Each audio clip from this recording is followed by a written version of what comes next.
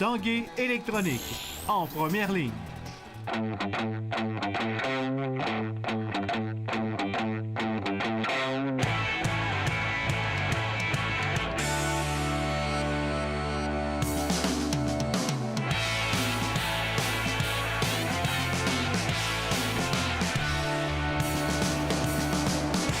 Bienvenue à tous à l'Esprit sportif en ce mardi. Dans l'émission aujourd'hui, un reportage sur la golfeuse de Québec, Anne-Catherine Tanguay, qui, il y a quelques semaines, accédait officiellement à la LPGA. Également, on parle du Rouge et Or ski alpin qui débute bientôt sa nouvelle saison. Mais d'abord, les Remparts de Québec sont en action encore cette semaine au Centre Vidéotron, mercredi soir contre le Drakkar de Bécomo. On a parlé de bien des choses avec l'entraîneur-chef et directeur gérant, Philippe Boucher.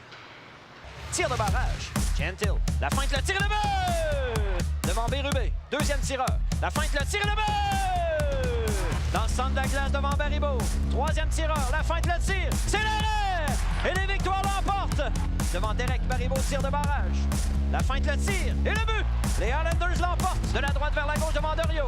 Coupe devant le tir. Arrête Dorio. Les Seahawks l'emportent. Fusillade, fusillade, fusillade. Si on met le match de mercredi, comment on vit ça? Est-ce qu'on a digéré ce week-end-là? Oui et non. Là, je pense qu'on peut mieux jouer. En début de saison, on allait souvent en supplémentaire. On trouvait une manière de gagner à 3 contre 3.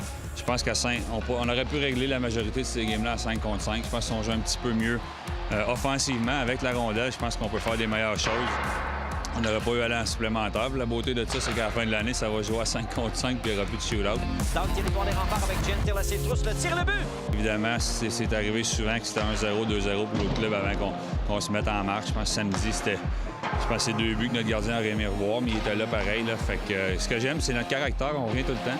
Mais je pense que le gros but important, on pourra aller le chercher avant que les 60 minutes soient écoulées au tableau. Là. De la droite vers la gauche, devant Bérubé. Deuxième tireur. La feinte, le tir et le but! Quand on est rendu en prolongation et en fusillade, c'est des choses qui se préparent, que les joueurs ont déjà vécu. Est-ce qu'on devrait plus le pratiquer comme aujourd'hui? Peut-être. Honnêtement, c'est pas. On n'était pas allé une fois avant mercredi, si je ne me trompe pas. Oui, c'est des choses que tu peux pas. Les gars les pratiquent en fin de.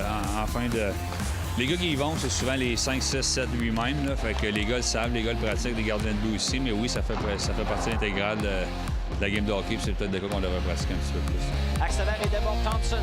Contourne le filet, passe devant. Le tir à but!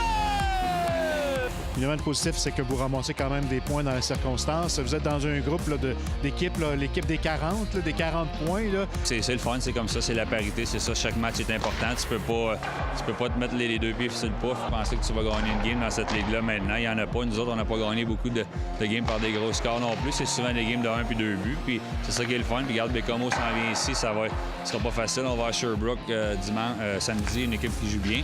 Puis on va aller en Abitibi après, où c'est jamais facile. Puis après, on va avoir un petit break pour les fêtes. Huntley, le long de la ligne droite, Kerwin, tir frappé. Ça dévie sur une jambière au retour, court la chèvre, rate par-dessus la cage. C'est Boucher qui a été touché de cheville par le tir de Kerwin. Tu as eu peur samedi de perdre ton meilleur joueur? Oui, Matt, un de nos bons joueurs, il m'a lancé sur le pied, mais c'est des choses qui arrivent. Là, on veut que Luke lance, Kerwin, c'est un des meilleurs lancers de la Ligue. 2, on veut qu'il y ait du trafic en avant, fait que c'est des choses qui vont arriver, mais je suis content de voir qu'il était là dimanche. C'était une de ses bonnes games cette année.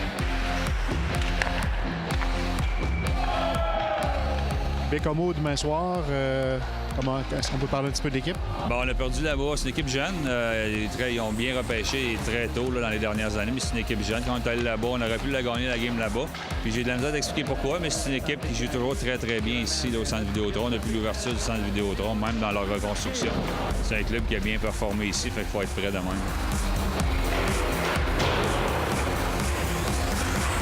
Parlons maintenant ski alpin. Ski alpin universitaire, alors que le club Rouge et Or amorce dans quelques jours sa nouvelle saison 2017-2018. Les skieurs et skieuses de l'entraîneur Sven Pouliot qui tenteront de remporter une 3e bannière du RSEQ d'affilée.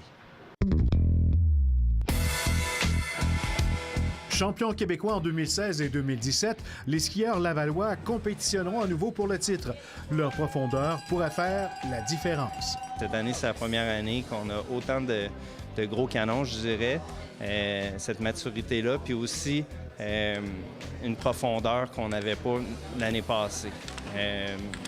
Nous, ça prend 5 gars, 5 filles pour constituer une équipe, mais c'est un sport de risque, donc plus de profondeur, mieux c'est. Chez les filles, la construction entamée la saison dernière se poursuivra, mais cette saison, l'équipe sera composée de 6 skieuses. Je vois la prochaine saison comme une reconstruction, puis j'attends un bon apport des personnes recrutées dans l'équipe. La plupart étaient dans l'équipe civile, donc on sait comment elles skient, mais ça va être tout autre chose de les compter dans l'équipe universitaire, de voir qu'elles vont pouvoir faire des points, qu'elles vont pouvoir nous aider à rivaliser avec les autres universités à meilleur niveau que l'année dernière où on était juste, on ne pouvait pas rivaliser on n'avait pas le bon nombre de filles dans l'équipe. Je pense qu'il y a plusieurs jeunes filles là, qui s'en viennent aussi, qui vont venir dans notre équipe civile, qui est notre équipe avec des athlètes du cégep.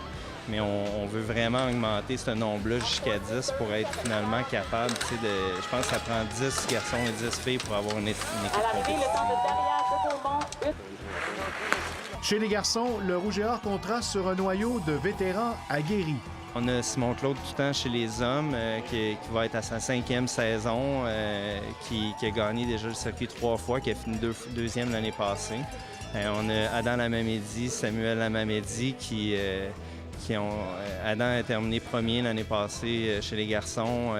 Samy a fait un top 5 aussi. Si on est capable de faire du bon travail de chaque côté, ça peut peut-être se diriger vers une bannière générale. Donc, on garde espoir, on va travailler, pas double bannière, mais la bannière du overall. C'est toujours l'objectif, ça va être à voir par contre. Ça va être à voir comment les nouveaux skieurs vont réagir parce qu'il y a beaucoup de nouveaux visages sur le circuit, même à Montréal, à McGill, il y a beaucoup de nouveaux visages. Donc, ça va être intéressant de voir comment la dynamique va se faire au niveau de qui peut être deuxième, qui peut être troisième. On va voir après les 2-3 premières courses comment ça se passe. La nouvelle saison de ski alpin universitaire s'ouvrira les 13 et 14 janvier prochains. Après la pause, on parle golf. Notre invitée, Anne-Catherine Tanguay.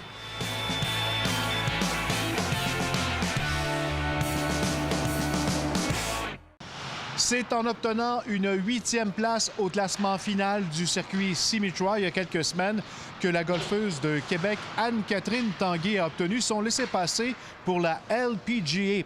Ça lui permettra de jouer au moins 16 tournois dans le plus grand circuit de golf féminin au monde.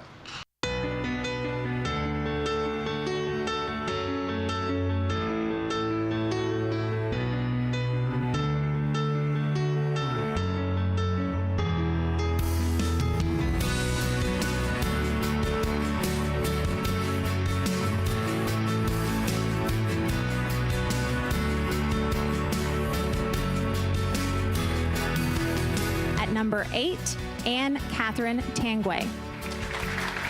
Anne-Catherine Tanguay, bienvenue à l'Esprit sportif. Merci beaucoup.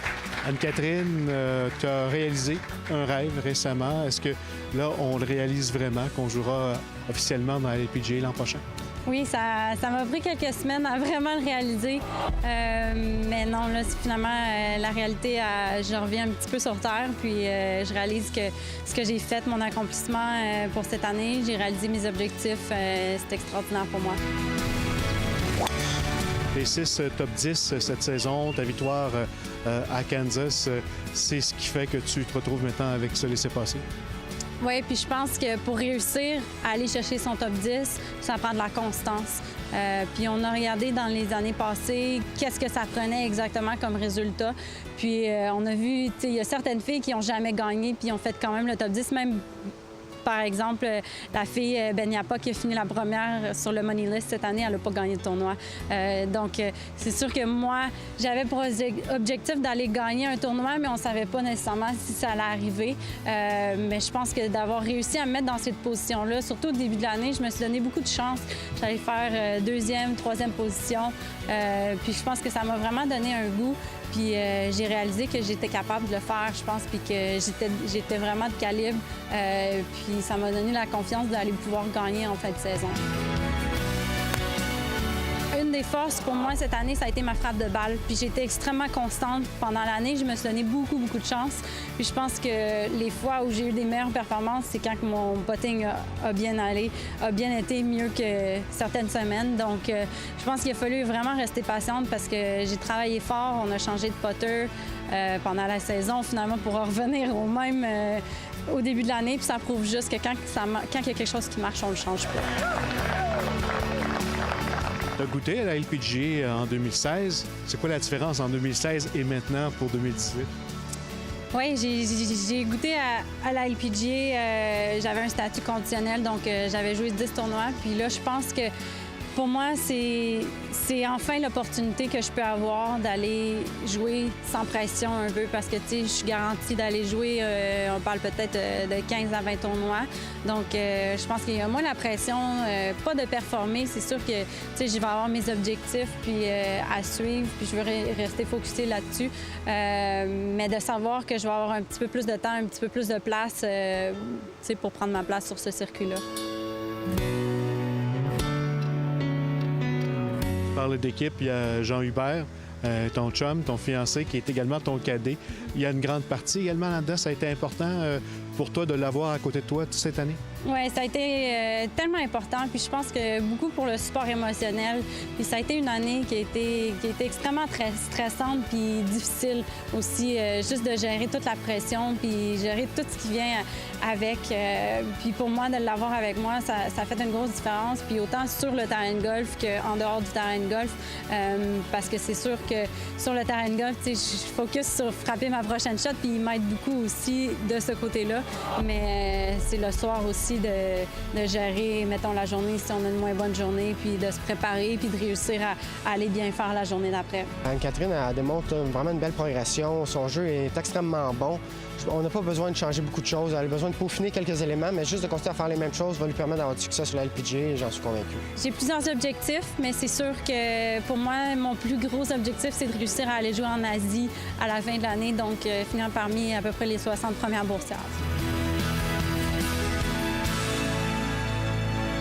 En terminant, je vous rappelle que les Remparts seront de nouveau en action au Centre Vidéotron. C'est mercredi soir contre le Drakkar de Baie-Comeau. Voilà, c'était l'Esprit sportif. Soyez là demain. Bye-bye.